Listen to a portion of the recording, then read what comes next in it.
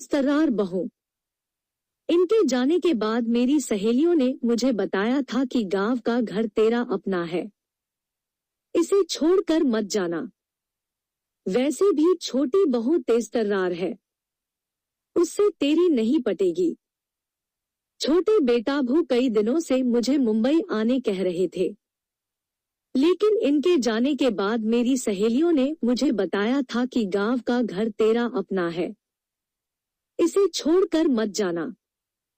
वैसे भी छोटी बहू तेजतर्रार है, उससे तेरी नहीं पटेगी। इसलिए उनके पास जाने की मेरी हिम्मत नहीं हो रही थी।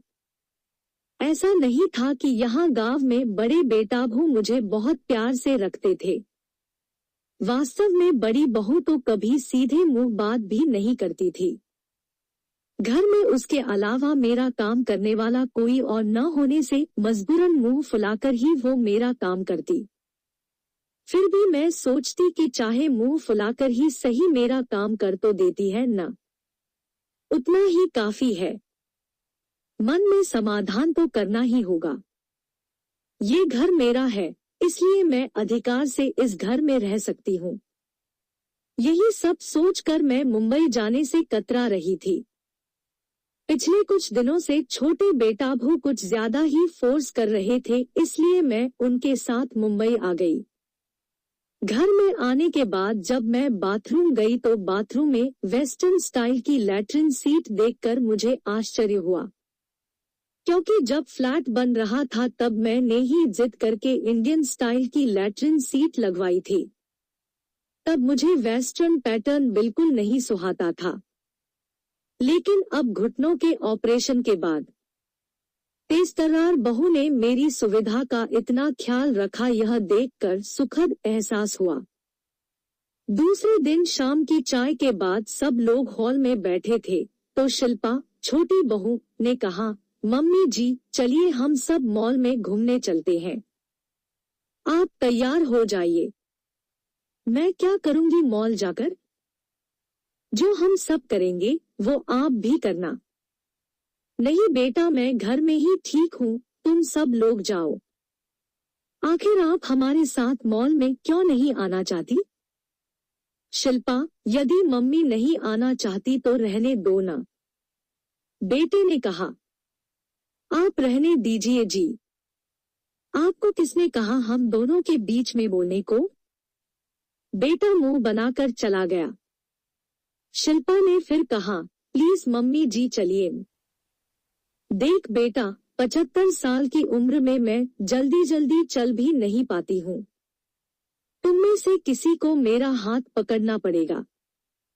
मेरी वजह से तुम लोगों को भी धीरे धीरे चलना पड़ेगा। ऐसे में बिना वजह तुम सबका मजा भी किरकिरा हो जाएगा। और मॉल में वो क्या बोलते हैं, एक्सीलेटर आदि पर चलना भी मुझे नहीं आता। मम्मी जी, जब आपके बच्चे छोटे थे, छोटे छोटे पैरों से तेज नहीं चल सकते थे, तब आप भी उनके साथ धीरे धीरे ही चलती थी ना। बच्चे तेज नहीं चल सकते इसलिए क्या आप उन्हें घर में छोड़कर अकेले घूमने जाती थी? नहीं ना। अब हम बच्चों की बारी है। आपके साथ हम भी धीरे धीरे चलेंगे।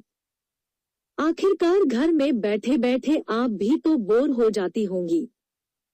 रहा सवाल एक्सीलेटर का, तो मैं हूं ना। आप बस तैयार हो जाइए। मुझे अभी बहुत काम करने हैं। अब ज्यादा खुशामद करने मत लगाइए। इतना कहकर शिल्पा जल्दी जल्दी किचन में चली गई। बेटे ने कहा, सॉरी मम्मी, आप बुरा मत मानिए। क्या करूं? शिल्पा स्वभाव में थोड़ी तेज ही है। आजकल तो उसकी जुबान कुछ ज्यादा ही कड़वी हो गई है। बहू की प्यार भरी डांट से मेरी आंखें भीग गई। मैंने कहा, बेटा मीठा बोलने वाले तो बहुत देखे हैं, लेकिन शिल्पा के तेज स्वभाव में भी एक अपनापन है। मैं सालों से इसी अपनेपन के लिए तरस रही थी। जाकर तू भी तैयार हो जा, नहीं तो तुझे भी डांट खानी पड़ेगी। मॉल में जाने पर मैंने देखा कि ग्राउंड फ्लोर पर तो ज्यादा कुछ है ही नहीं, ऊपर ही जाना पड़ेगा। बहुरा ने जिद करके मुझे मॉल में ले तो आई, लेकिन अब मैं एक्सीलेटर से ऊपर कैसे जाऊंगी? सब मुझे देखकर हंसेंगे। ये सब सोच सोच कर मैं परेशान हो रही थी। इतने में शिल्पा बोली, मम्मी जी हम यहाँ 5 मिनट एक्सीलेटर के पास खड़े रहते हैं।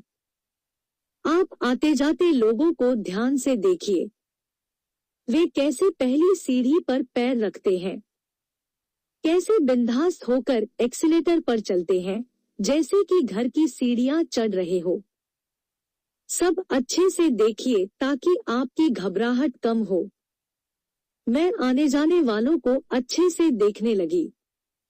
मुझे किसी के भी चेहरे पर थोड़ा सा भी डर नहीं दिखा। ये सब देखकर मेरा डर भी कुछ कम हुआ। शिल्पा ने कहा, मैं आपका हाथ पकड़ कर रखूंगी। आप बिल्कुल न घबराते हुए मेरा हाथ पकड़ कर रखिए। चलिए, क्या अब आप एक्सीलेटर पर चलने तैयार है? हाँ, ठीक है। ऐसा कहकर मैंने शिल्पा का हाथ कसकर पकड़ लिया। उस वक्त मुझे ऐसा लगा जैसे मैं एक बच्ची हूँ और वो मेरी माँ, जो अपने बच्चे का हाथ पकड़कर उसे एक्सीलेटर पर चलना सिखा रही है। जैसे ही हमने पहली सीढ़ी पर पैर रखा, मेरा बैलेंस थोड़ा सा बिगड़ा, लेकिन शिल्पा का हाथ पकड़े हुए होने से जल्दी ही मैं संभल गई। मैं कुछ सोचती उसके पहले ही हम लोग ऊपर पहुंच भी गए। जब भी मैं पिक्चरों में एक्सीलेटर देखती तब हमेशा सोचती थी कि काश क्या मैं भी कभी ऐसी सीढ़ियों पर चढ़ पाऊंगी। मुझ बुढ़िया को कौन ले जाएगा मॉल आदि में? मेरे साथ धीरे धीरे कौन चलेगा आदि। आज मेरी तेजतर्रार बहू ने मेरा सपना पूरा कर दिया। मैं मन ही मन ईश्वर से प्रार्थना करने लगी कि काश ऐसी तेजतर्रार बहू ईश्वर सबको दे। दोस्तों, इतनी सी थी ये कहानी। अगर आप चाहते हो कि इसी तरह की वीडियो आप तक सबसे पहले पहुंचे तो वीडियो को लाइक करके चैनल सब्सक्राइब करें तथा